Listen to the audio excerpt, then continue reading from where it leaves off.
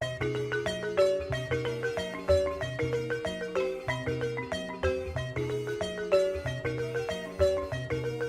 importante de la Suisse, déclaration de Berne. Quand je suis arrivé en Suisse, la première organisation que j'ai entendu parler, c'est la déclaration de Berne. Et la déclaration de Berne continue à travailler. Je suis très content de cela. La déclaration de Berne a fait beaucoup de travail depuis qu'elle a été créée jusqu'à aujourd'hui. Et je le remercie. Nous, on va passer la parole à M. Patrick Doulis, que depuis 2009, il travaille à la déclaration de Berne et qu'il se consacre beaucoup en ce qui concerne la question des médicaments non-suite, la question pharmaceutique, etc., etc. Alors, sans plus tarder, je vous donne la parole et je vous cède la siège pour faire votre intervention à vos propres points. Qui ont une importance dans les pays du Sud, il y a toujours ce lien avec les pays du Sud. On intervient dans différents domaines et on intervient en vue de ce qu'on pourrait appeler, pour faire court, une mondialisation plus équitable. À savoir que des éléments comme les droits humains, comme les différents niveaux de développement, comme d'autres aspects soient pris en compte dans tout ce que fait la Suisse. Alors, quand je parle de la Suisse, ce n'est pas que les services publics ou les autorités, c'est également aussi les entreprises. Donc à ce titre-là, évidemment que la politique commerciale nous intéresse en particulier. Ce qu'on cherche à faire dans ce domaine-là, on l'a dit, c'est un domaine relativement difficile à suivre, qui dure parce qu'il y a des blocages, il y a plusieurs cycles de négociations jusqu'à ce qu'il y ait un accord qui soit trouvé.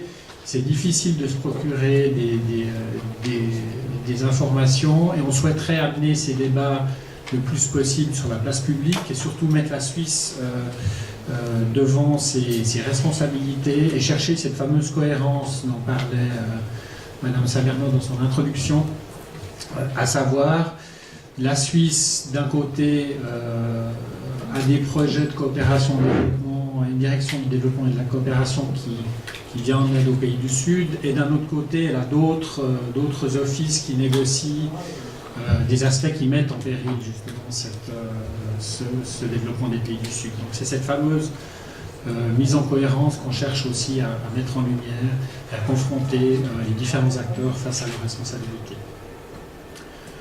En particulier sur la Suisse et les traités de libre-échange, donc c'est une situation qui est au 1er octobre, c'est selon les indications du site du SECO, sur lequel apparemment Mme Salerno s'est également reposée, puisqu'on a les mêmes chiffres. Donc on est actuellement à 26 accords de libre-échange avec des partenaires sans compter l'Union européenne. Ils sont en grande majorité conclus dans le cadre de l'Association européenne de libre-échange. Il y a quelques cas, dont celui en négociation de la Chine, avec la Chine, qui sont conduits directement entre la Suisse et le pays concerné. On a des accords dits de première génération qui se concentraient beaucoup sur la circulation de marchandises et les aspects de propriété intellectuelle. Et on a maintenant de plus en plus des accords de deuxième génération, dits de deuxième génération, c'est l'appellation officielle, qui concernent alors des domaines beaucoup plus larges, on y reviendra tout à l'heure, comme l'investissement, la protection de l'investissement, etc. On se réjouit de voir des accords de troisième génération qui incluent vraiment une préoccupation centrale des droits humains. En négociation, plusieurs pays, certains ont été mentionnés, je ne vais pas revenir dessus. Ce qui est sûr, c'est que le Conseil fédéral, les autorités considèrent que les traités de libre-échange sont au cœur de la stratégie suisse en matière de politique économique extérieure. Maintenant que le cycle de Doha est bloqué depuis maintenant plusieurs années, il est clair que la Suisse cherche à augmenter le nombre de traités de libre-échange. Il y a certes eu des améliorations face aux différentes pressions qui ont pu être faites. On parle maintenant, notamment dans le cadre des accords conclus sous le parapluie de d'un chapitre durabilité dorénavant dans tous ces nouveaux traités.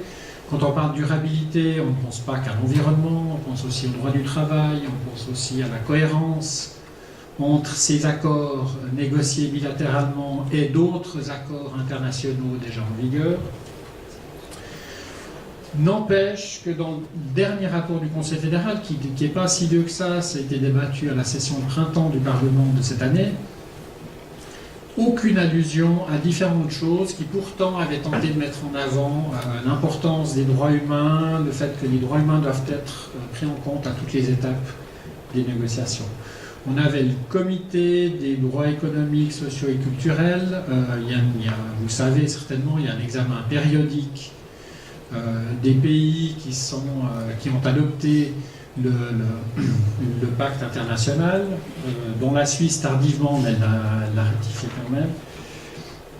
Et donc, il y a des examens périodiques faits par un comité d'experts qui donne des recommandations, ça reste des recommandations, aux différents pays sur différents aspects liés à ces droits. Et ce comité a clairement mis en avant le fait que la Suisse devrait procéder à des études d'impact en amont de la négociation de traités bilatéraux et qu'elle a des obligations extraterritoriales. Ces obligations extraterritoriales ont été à nouveau mises en avant dans un autre processus qui a débouché sur les principes de Maastricht. On a également des principes directeurs suite à aussi un processus sur la manière en fait de faire ces études d'impact sur les droits humains dans le cadre des accords bilatéraux.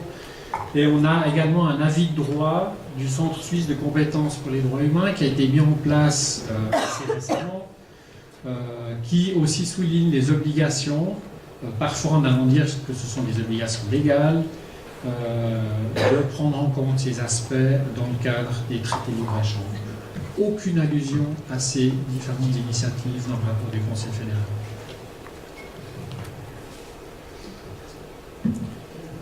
Je reviens peut-être plus précisément sur ces aspects d'études d'impact. Ex ante, c'est en amont, c'est juste un nom un peu technique. C'est discuté depuis longtemps. Je crois que le Conseil des droits de l'homme en parle depuis une dizaine d'années maintenant, en disant que ça serait nécessaire de mettre ça en œuvre. C'est toujours pas concrétisé.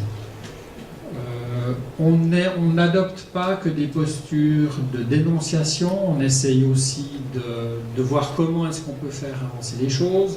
C'est la raison pour laquelle il y a eu un séminaire d'experts qui a regroupé vraiment des gens de différents horizons, qui a été co-organisé par la déclaration de Berne sous l'égide d'Olivier de Schutter et qui a essayé vraiment de rentrer dans le cœur du problème et de se dire mais finalement comment est-ce qu'on s'y prend pour faire ces études d'impact, à quoi est-ce qu'on regarde, qu'est-ce qu'on regarde en particulier, à quoi est-ce qu'on s'intéresse et comment est-ce qu'on en rend compte. Donc tout ça a débouché sur, j'ai mis ici en anglais, sur les guiding principles qui sont encore, alors j'ai pas l'état actuel de la situation, mais qui ont en tout cas été en large consultation.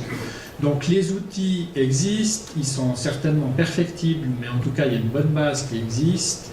Donc pourquoi est-ce qu'on ne fait pas ces évaluations d'impact? C'est un peu la question qu'on peut se poser, que vous pourrez vous poser pendant ces 3 jours. On a en tout cas un besoin d'un consensus international sur cette démarche.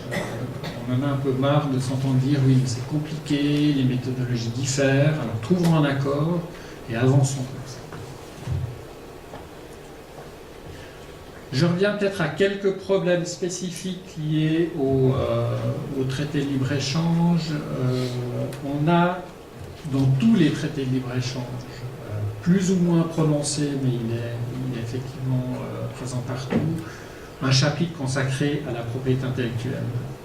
Et notamment ces fameuses dispositions TRIPS+, ATPIC+, n'importe comment on les appelle, qui sont en fait une manière de dire qu'il existe des accords internationaux qui sont ceux de l'OMC et que toute disposition qui va au-delà sont considérées comme des dispositions un peu plus.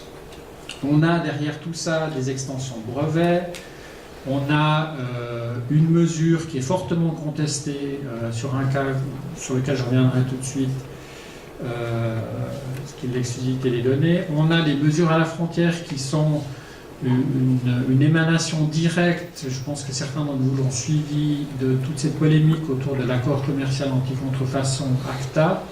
Il y avait quasiment, on commence à voir des dispositions controversées de cet accord commercial qui gentiment rentrent dans les accords bilatéraux. Donc tout ça touche non seulement au droit à l'alimentation, comme disait Mme Salerno-Alberto, mais aussi le droit à la santé, parce qu'on a un gros problème avec l'accès aux médicaments et les entraves à la circulation des médicaments génériques. Je prends l'Inde comme exemple. L'Inde est un partenaire de négociation en ce moment, depuis plusieurs années d'ailleurs, dans lequel la Suisse, sous couvert de la ELE, et l'Union européenne aussi de son côté, mettait en avant cette importance d'exclusivité des données. Ça a un impact évident et très clair, c'est que l'Inde est une place forte de la pharmacie des génériques, et que si on met des entraves, ça veut dire que ces génériques ne pourront plus être produits déjà pour la population indienne, mais en plus ils ne pourront plus être exportés. L'Inde est un gros exportateur de médicaments génériques pour tous les pays en développement.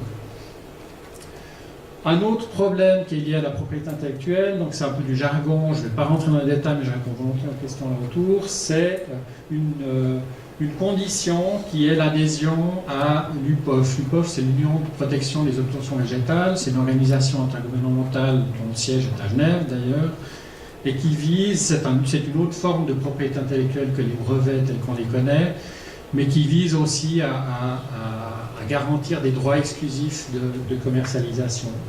Ça, c'est une chose. Mais en plus, l'UPOV 91 restreint le droit des paysans à s'échanger les semences. Donc, on peut se rendre compte, rien qu'à travers cet aspect-là, ce que ça peut vouloir dire en termes d'inflation des prix et de droit à l'alimentation. On a enfin tout un chapitre, et je terminerai peut-être là. Vous allez vous énerver, non? Ça va? Il y a tout un chapitre qui est relativement nouveau, donc ça c'est peut-être entre en vigueur avec ces deuxième générations, c'est tout ce qui est protection de l'investissement. On a une définition de l'investissement qui est extrêmement large. Donc tout ce qui est propriété intellectuelle, par exemple, est considéré comme un investissement.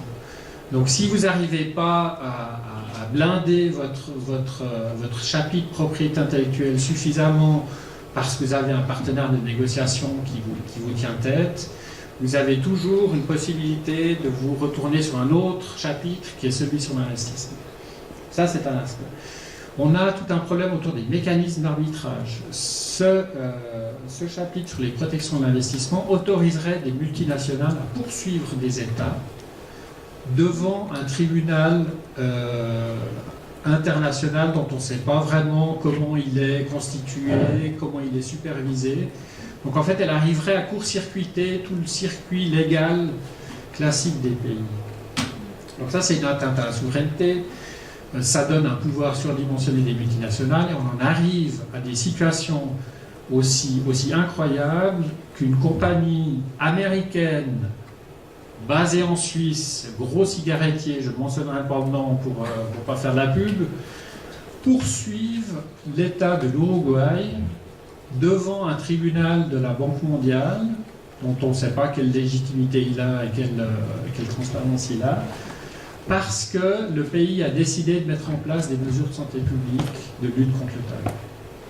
Donc voilà qu'on arrive, en forçant le trait de ces différents chapitres, et ce sont effectivement, évidemment, des aspects qui nous inquiètent énormément. Voilà, je m'arrête là et j'attends vos questions.